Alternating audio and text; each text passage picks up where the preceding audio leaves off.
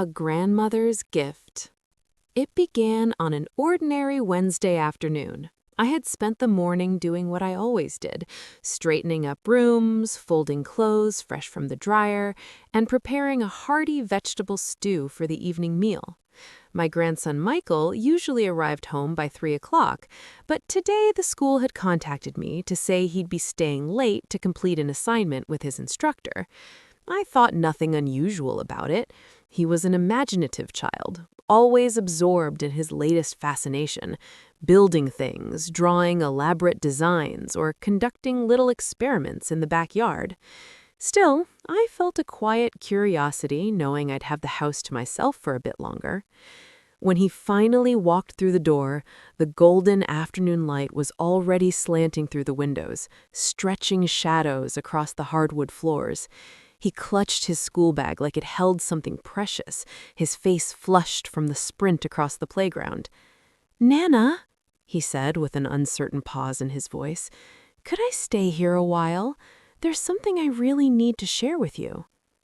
The way he spoke, so careful, so tentative, made me stop what I was doing and simply look at him.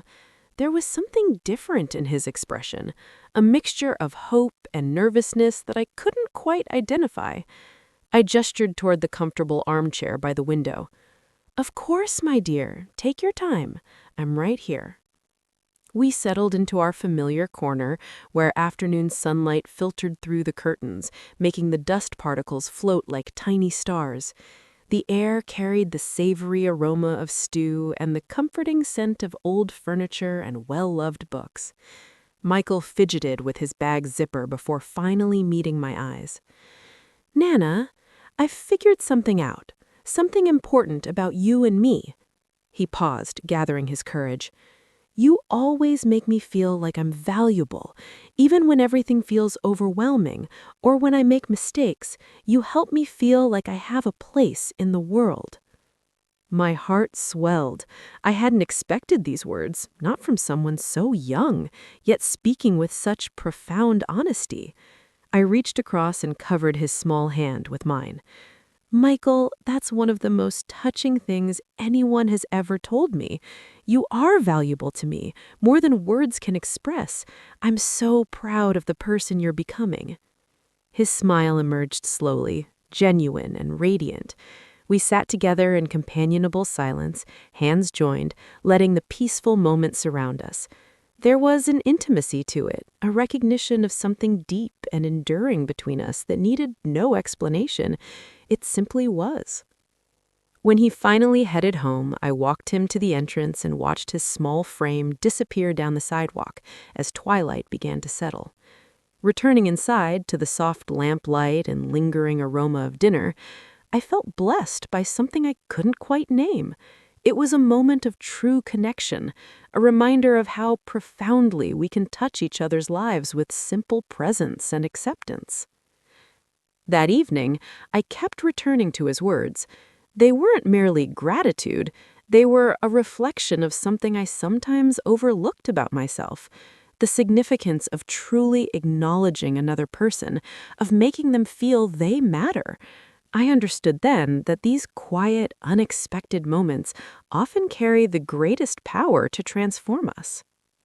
The following afternoon, Michael appeared at my door again, lingering on the porch with his backpack still strapped to his shoulders. "Nana," he said softly, "may I tell you something else?"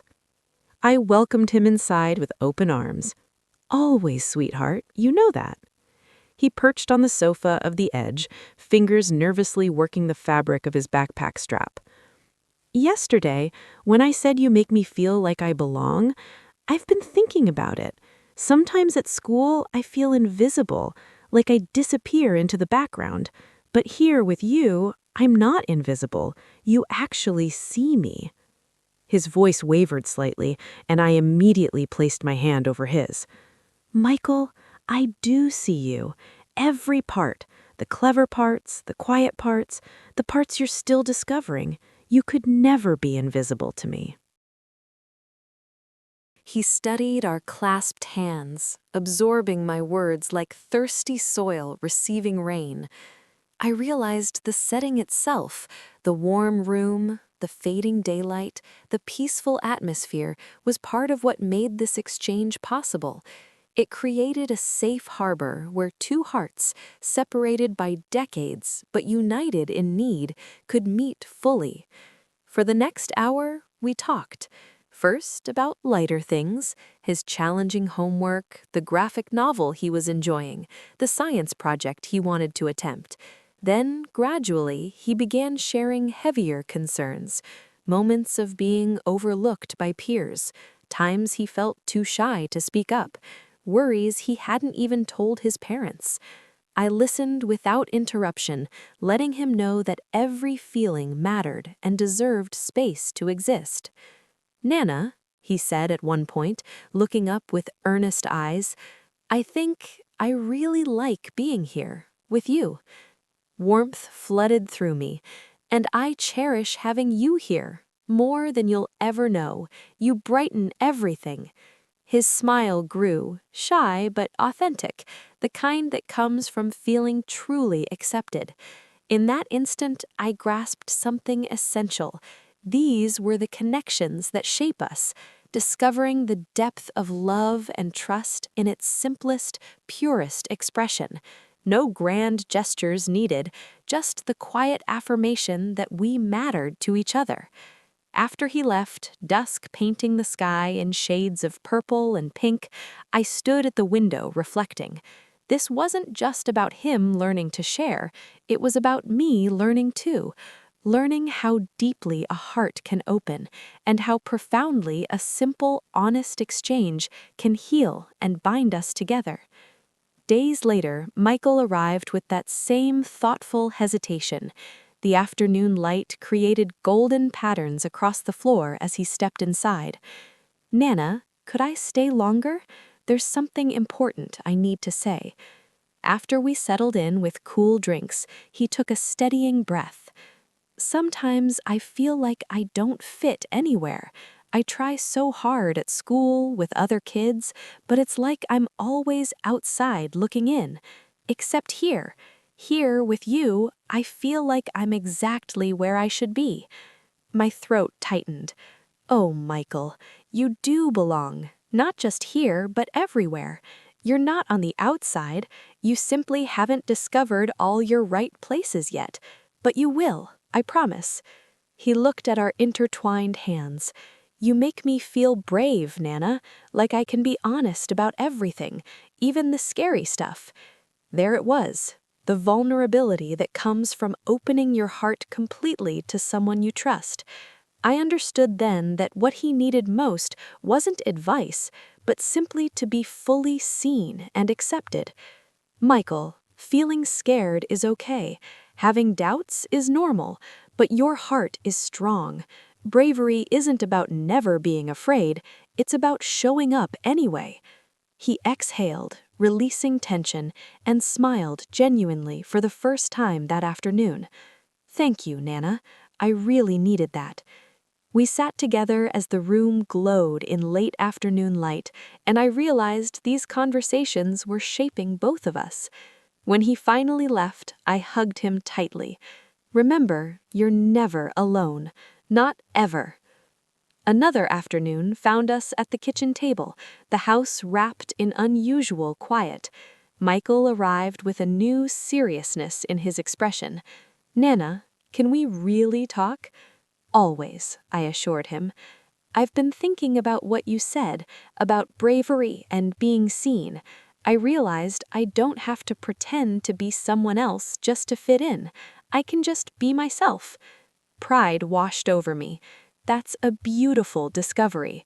Being yourself is the bravest thing anyone can do, and you are always enough, Michael. Always. He met my gaze with raw vulnerability. "Thank you for listening, for letting me just be. I've never felt this before. Not anywhere." The room filled with something powerful, connection, trust, understanding. I took his hand gently. "That's what love is for, sweetheart, to see each other, to hold space, even when the world feels overwhelming." "I want to be someone who sees people the way you see me," he said softly. Tears pricked my eyes. "You already are becoming that person." We sat in comfortable silence, hands clasped, as the sun painted the sky in coral and gold. When he left, his hug lingered. "I'll see you tomorrow, Nana, and I'll try to be brave." Watching him walk away, I understood that we'd both grown. He was discovering courage and belonging, while I was rediscovering the quiet power of patience, love, and presence. That night, sitting by the window in gentle darkness, I reflected on our journey together. The moments that truly matter aren't loud or dramatic, they're the quiet, unexpected instances where souls connect, where love is spoken softly, where we realize that understanding and mutual respect make life extraordinary. As I sipped my tea, warmth spreading through me, I smiled. No matter where life takes Michael, he'll carry this love with him, just as I'll forever treasure the gift of his trust and honesty.